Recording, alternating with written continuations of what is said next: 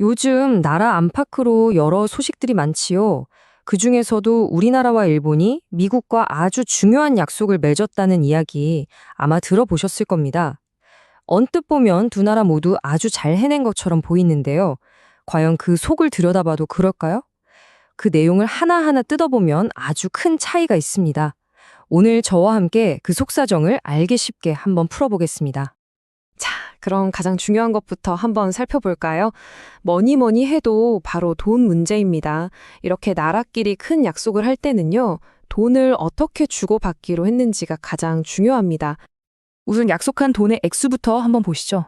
일본은 무려 770조 원, 우리나라는 490조 원입니다. 언뜻 보면, 야, 일본이 훨씬 더 통 크게 투자를 하는구나, 이렇게 생각하기 쉽습니다. 하지만요, 정말 중요한 건 이 겉으로 보이는 액수가 아니었습니다. 그렇습니다. 돈의 액수보다 훨씬 더 중요한 것은요, 바로 그 돈을 어떻게 내기로 했느냐, 바로 그 방식에 있었습니다. 바로 이 지점에서 우리나라 협상단의 지혜가 빛을 발하기 시작합니다. 우리나라는 아주 현명하게 두 가지의 안전장치를 꼼꼼하게 챙겨놨습니다. 첫째는 마치 수도꼭지를 조절하듯이 한꺼번에 큰 돈이 우리나라에서 쑥 빠져나가서 우리 경제를 흔드는 일이 없도록 1년에 나갈 수 있는 돈의 양을 딱 정해놓은 겁니다.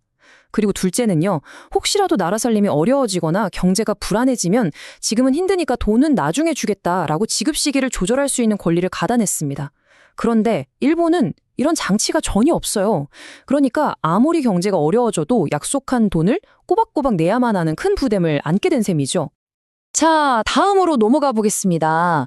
돈을 쓰는 문제만큼이나 중요한 게 또 있죠. 바로 돈을 벌었을 때 그 이익을 어떻게 나눌 거냐 하는 문제입니다. 투자를 했으면 당연히 그 이익을 제대로 나눠 가져야 하지 않겠습니까? 일본의 경우를 보면요, 참 안타깝습니다. 이익이 생기면 미국이 10개 중에 7개, 그러니까 70%를 가져가고요. 정작 돈을 댄 일본은 30%만 받기로 되어 있습니다. 돈은 일본이 더 많이 내는 셈인데 정작 알짜 이익은 미국이 다 가져가는 어찌 보면 참 불공정한 계약이라고 할 수 있겠습니다. 자, 그런데 우리나라는 어땠을까요? 보십시오. 아주 공평하게, 정확히 반반, 50대 50으로 나누기로 약속했습니다. 우리가 투자한 만큼 그에 대한 정당한 몫을 확실하게 챙긴 겁니다. 바로 이런 부분에서 두 나라의 협상 실력 차이가 확연하게 드러나는 거죠. 그런데 여기서 끝이 아닙니다. 우리 협상단이 정말 똑똑했던 게 여기에다가 혹시 모를 상황에 대비해서 아주 중요한 보험까지 하나 더 드러났습니다. 이름은 리밸런싱 조항이라고 해서 좀 어렵게 들리지만 쉽게 말해서 이런 겁니다. 20년이라는 긴 세월이 지났는데도 우리가 투자한 돈을 다 돌려받지 못하면 그때 가서 이익 나누는 방식을 우리한테 더 유리하게 바꿉시다 라고 당당하게 다시 협상하자고 요구할 수 있는 권리입니다. 미래에 혹시라도 손해볼 가능성까지 미리 막아둔 아주 지혜로운 한 수였던 거죠. 자, 지금까지 돈 얘기를 해봤는데요. 이런 국가 간의 큰 약속이 결국에는 우리 기업들, 그리고 특히 우리 농민들 살림살이에 어떤 영향을 미치는지, 이게 또 정말 중요하지 않겠습니까? 이 부분도 한번 꼼꼼히 따져봐야 합니다. 여기서도 그 차이가 정말 명확합니다.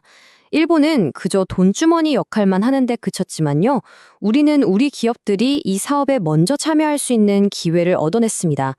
그리고 사업의 책임자 자리도 우리 한국 사람이 맡도록 했어요. 그러니까 단순히 돈만 내는 게 아니라 우리 기업들이 일자리를 만들고 기술도 배울 수 있는 기회까지 알뜰하게 챙긴 겁니다. 그리고 무엇보다 중요한 것, 바로 우리 농민들의 삶의 터전을 굳건히 지켜냈다는 점입니다. 우리의 생명줄과 같은 쌀, 그리고 소고기 시장을 더는 열지 않기로 약속을 받아내서 우리 농민들의 시름을 덜어준 아주 큰 성과라고 할 수 있습니다. 자, 그럼 이 모든 내용을 종합해서 최종적으로 한번 평가를 내려보겠습니다. 과연 겉으로 보이는 화려한 명분과 속이 꽉 찬 실속, 어느 쪽이 더 현명한 선택이었을까요? 전문가들이 괜히 우리나라 협상이 한 수 위였다고 칭찬하는 게 아닙니다.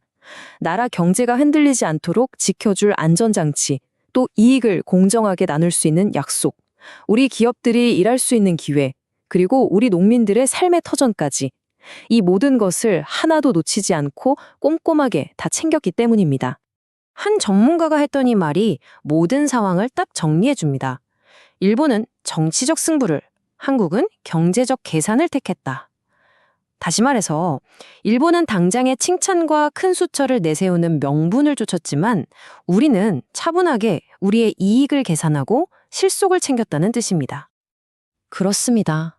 겉으로 화려해 보이는 명분보다는 속이 꽉 찬 내실을, 당장의 요란한 박수갈채보다는 우리 경제의 튼튼한 미래와 국민의 안정을 선택한 아주 현명한 협상이었습니다. 이처럼 보이지 않는 곳에서 꼼꼼하게 나라의 이익을 챙긴 협상이야말로 우리가 진정으로 칭찬하고 기억해야 할 잘한 협상이 아닐까 싶습니다.